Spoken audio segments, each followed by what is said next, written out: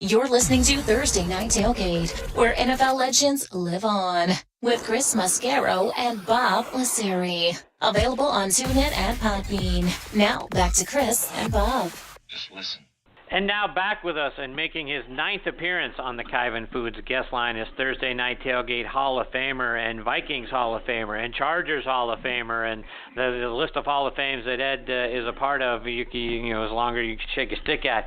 He's certainly one of our favorite guests and one of our favorite people.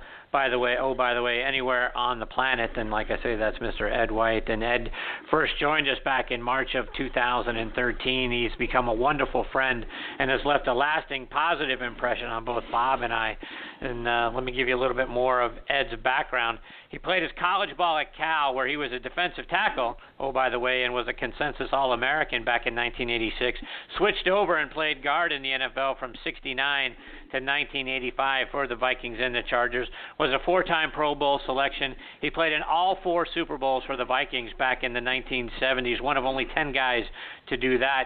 Like I said, he is a member of the Vikings' 25th and 40th anniversary teams and has been named one of the 50 greatest Vikings of all time. He's also on the Chargers' 40th and 50th anniversary teams, and he's a member of their Hall of Fame. He was inducted into the College Football Hall of Fame in 2000, and he is also a member of the University of California Hall of Fame, the Breitbart Hall of Fame, the East-West Shrine Game Hall of Fame. He was named to the Pac-12 All-Century team, and like I said, he is one of our Thursday Night Tailgate guest Hall of Famers as well. And on top of all of that, Ed is one of the best artists on the planet. And if you haven't seen Ed's artwork, please go to edwhiteart.com online to check it out. And we are delighted he is back with us again here tonight on Thursday Night Tailgate. Hey, Ed, Chris, and Bob, thanks for coming back on the show. Hi, Ed. Well, you're welcome. Great to be back. I didn't realize I'd been on 9 times. Dang. Indeed, you have. Time goes fast. Yes, well, it's good to be on. Thank you, Ed. So, yeah. Ed, I want to kind of get your perspective as a guy who's lived in San Diego for a long time. You know, the folks over there haven't gone into an NFL season without the Chargers since 1960. So, curious, what's the vibe around town? Are people hurt? Are they resentful? Or are they going to remain Charger fans even though they're in L.A. now? How do the folks feel around San Diego? You got to start out with the hard question, right? Can I just say something? Can I say something first? I was able to catch a little bit of that interview with Matthew, and man, what a fantastic guy that's working in it's a tough area, Long Beach, and man, articulate and squared away, and that really makes me feel good about the type of players and type of guys that are coming out of the league today. But okay, let me answer your question now. Sorry, I had to That's say okay, that. Please. Yeah, and I think I grew up in San Diego, thinking I was Paul Lowe, and in the streets growing up and watching them, and it is just a great hole here, and I think for a lot of people, there's not very much news about the Chargers, and it's just it's a void, and I think it's the same void that a lot of other cities that have had teams yanked away, the Oilers, Cleveland. It's just it's a sad thing. And so, Ed, for a guy like you who, was a part of the Charger organization, for 8 years and, like I say, a member of their Hall of Fame, are you a Charger through and through? It doesn't matter where they play, or do you consider yourself a San Diego Charger and not an L.A. Charger? I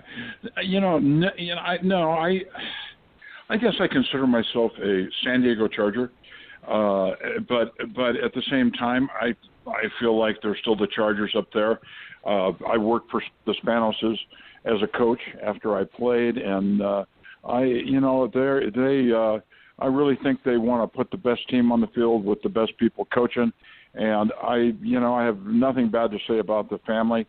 I heard the economics professor at San Diego State make a comment on the news the day after they signed up in L.A. that his signature then made the net worth of the team increase by $3 billion. So, it's hard to it's hard to criticize a businessman making a business decision. It's easier for me to say, hey, I'm a fan and have been for a long time, and you yanked us by doing that. But in reality, he's got a big investment, and I think it was strictly a monetary decision. So let's talk a little bit about your playing days, and like I mentioned in your intro, you started out as a defensive tackle when you went to Cal, and right. you were pretty darn good, being named consensus All-American at that position. So why did the Vikings, if they drafted you in the second round, and then they move you to the other side of the ball? What led to all of that?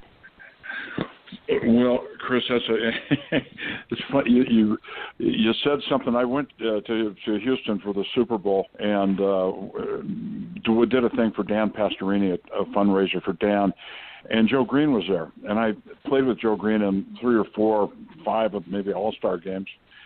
And he said, Ed, you started in front of me. I went, well, I didn't remember that totally, and he said, I've always wondered why they moved you.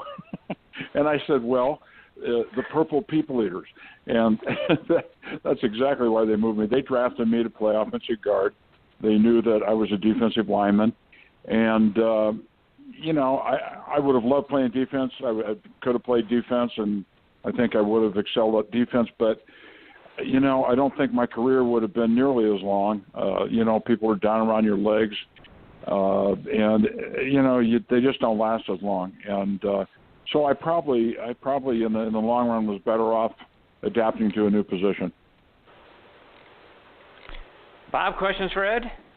Ed, it's always an honor to speak with you, and I got to tell you, Ed, in addition to all your honors and how much we love you, I always think highly of you when I'm shoveling snow in New England in the middle of January. I think of Ed White on the beaches in Southern California wearing a flowered shirt with a cold drink, painting, and I'm saying to myself, some guy's got the life, So, well, Bob, it's good to hear your voice too, my friend. But I want to paint a different picture for you. I live at 5,000 foot above San Diego in the mountains, and I'm shoveling snow too. Holy, well, you got the scenery, right? Not a lot, but I am. That's great. But and just speaking of the cold, Ed, a guy, the first thing that comes to my mind, a guy from San Diego, a California boy, ends up in Minnesota for 9 years. Do you ever? This is the old Metropolitan Stadium. We're not talking about a Metrodome. We're talking about outdoors. Do you ever get used to that, Ed, or do you find ways to get a little warmer from week to week? I got to tell you, Bob, as I look back on it, first of all, I played in a much colder game in San Diego, a couple of colder games, one being the Freezer Bowl in Cincinnati, and a couple others in freezing rain in Atlanta. And, it was amazing, but it was such a wonderful experience driving into that stadium with the parking lot at 10 o'clock in the morning for a 1 o'clock game filled with people barbecuing and smoke going up and, dressed in their snowmobile suits and having a good time. And I would drive in there and I'm thinking, man, you know what? I'm going to be doing this someday. And I think that it really was a huge advantage for us playing outdoors. And I'm glad we did, because most people, think the worst and prepare for the worst. I remember when San Diego played, when we played in that Freezer Bowl, our equipment man was so concerned about being warm and having scuba diving gloves and this, that, and the other. Well, we never thought about that. We just went out and played the game and, got warm on the sideline in between and figured that the other team was going to get psyched out, and they did. And it was a huge, huge advantage for us. And I think it's a big advantage for the teams in the NFL that haven't gone the way of the huge dome stadiums and gone indoors. And I think, how many of them, probably a couple still in existence, but it's a huge advantage. And Ed, I look back on your career, and I remember early 70s. To me, a guy like yourself, why you deserve Hall of Fame, not just because of your longevity, is because you basically revolutionized the guard position. You know, back in the day, tell me if I'm wrong, Ed, back in the 70s, it seemed to me like any guy that was maybe bigger than 250 pounds couldn't, quote unquote, move too well and was going to be on the line. You, without you also had all this strength and were all these competitions, I remember, but you were incredibly nimble. And to me, kind of after you, late 70s, 80s, that's when we saw offensive linemen start coming out of college who were athletic. So that's what I have to give a lot of credit to guys like yourself that kind of took away that stigma that guys could not move on the offensive line. Well, you're right, Bob. And unfortunately, we got to be old timers to remember that. But I sort of was on the cusp of what they were calling the watch charm guard. I don't know if you remember that term, but they were the guys that it was a sweep. When I started at Minnesota, but our big play was a sweep, the Green Bay Packers sweep. Everybody was running and sweeping. And at the end of my career, everybody was zone blocking and not running too far. So the athletic ability. I think these guys are just as athletic. I don't think there's any question about it. But they're so much bigger. They're 340 or 50 pounds. They're what I weigh now. But they're playing it that way. I'm not sure I could get down in a stance. I know I couldn't get out of one. But they're huge people that are doing a different type of blocking. You just don't see a lot of lateral movement, pulling, and that kind of thing. And Ed, you mentioned Joe Green a few moments ago, and you like Bob said, you are obviously one of the top teams of the 1970s, having gone to 4 Super Bowls in that decade, and you were frequently matched up against some of the greatest front fours in the history of the game. You played against the Steelers and the Cowboys and the Rams and the Raiders and the Redskins and the Packers, Bears. So many of the greatest players of the time, right? You were regularly matched up against those guys. So talk about what it was like going up against those guys, and who were some of the guys that were just plain nasty to go up against on a play in play out basis. Well, a lot of them, and I'll mention them, but I got to mention this, that, I did a painting, and we're going to, it's going to be part of the opening season for the Vikings, and it's the offensive line and the defensive linemen dressed as Vikings, and a ship in the middle with Bud Grant and all that kind of stuff. And I was asked to write about it, and I started writing about the fact that I think the reason we were so good in the trenches is because I faced Alan Page every day. And when you face Alan Page every day, on Sunday, the task is probably not quite as great as you faced all week long. And, Alan was a lightning quick 255-pound, 260-pound defensive lineman, Hall of Famer, that got me ready. And I hope I got him ready. And we did. We got each other ready, and right down the line, Carl Eller, Jim Marshall, Gary Larson, Doug Sutherland, all those guys were phenomenal hard workers, and we worked hard. And I think that was a big key to our success. Was up front, we worked hard, and it showed on Sunday. And when you go up against the best, Bob Lilly, probably the top player I went against, Joe Green, Merlin Olsen, those guys were phenomenal, phenomenal players. And then the Packers, the Bob Brown, and huge, strong, physical guy. Back then the middle linebackers were all like Nitschke. I think Nitschke was 6'6", 260 pounds, and the middle linebackers were like linemen back then because they played the even defense. So those guys were studs. So Mike Lucci, on and on and on. They were just big physical people.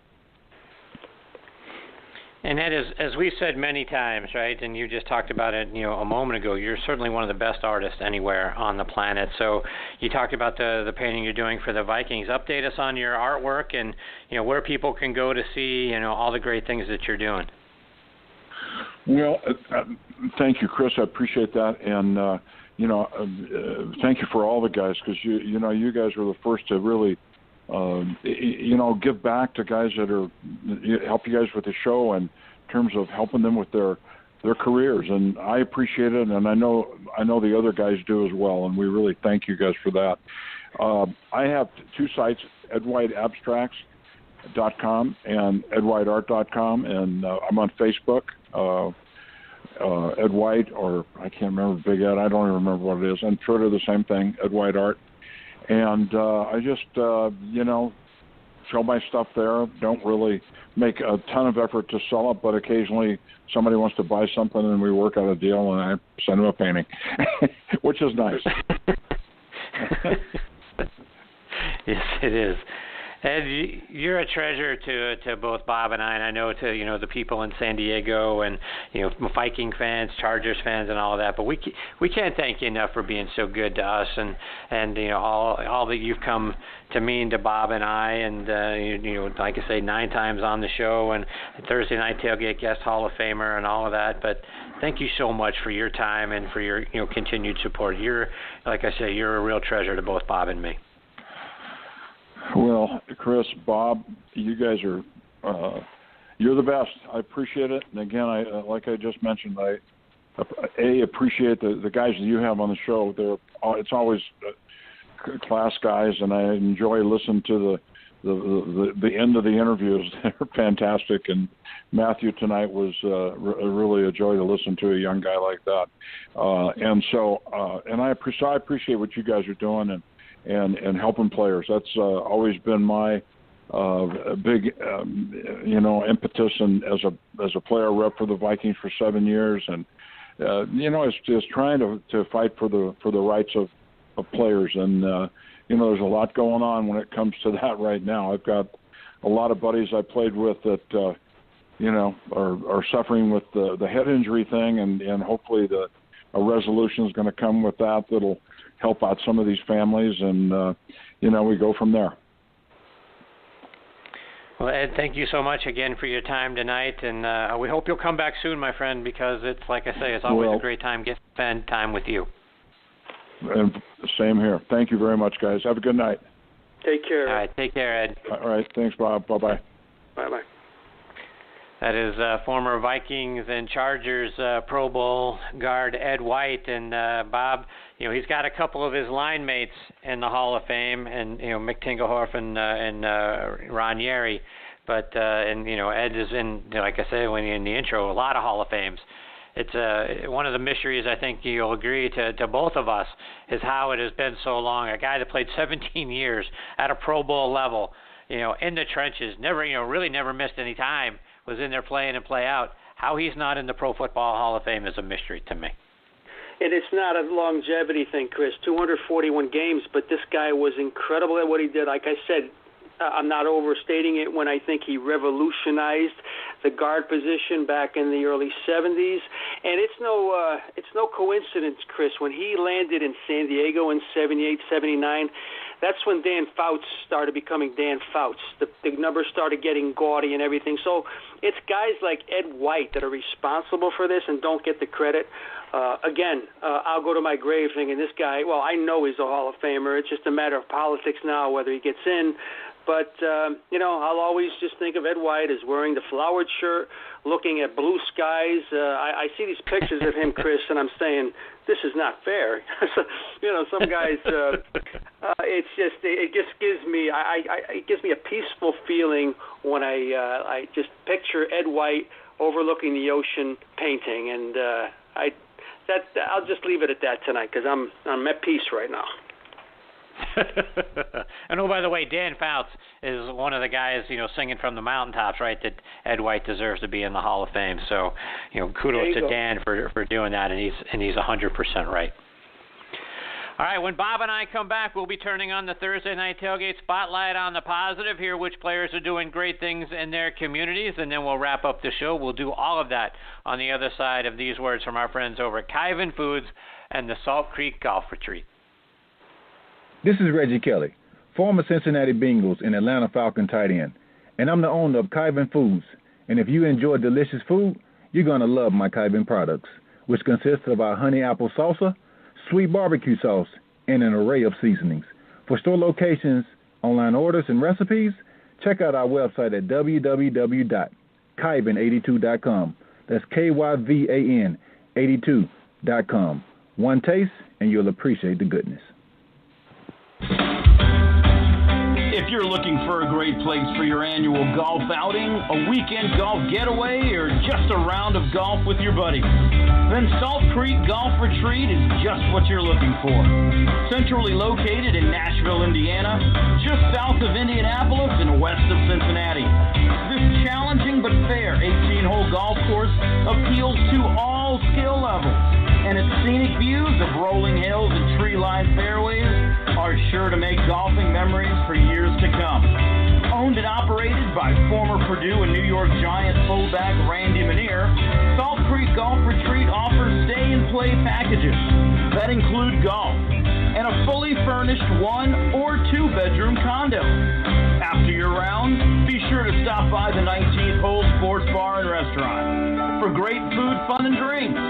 Randy and his staff will treat you like family. For more information, log on to saltcreekgolf.com. That's saltcreekgolf.com. Or give them a call at 812-558-5944. Salt Creek Golf Retreat. Start making your golfing memories today.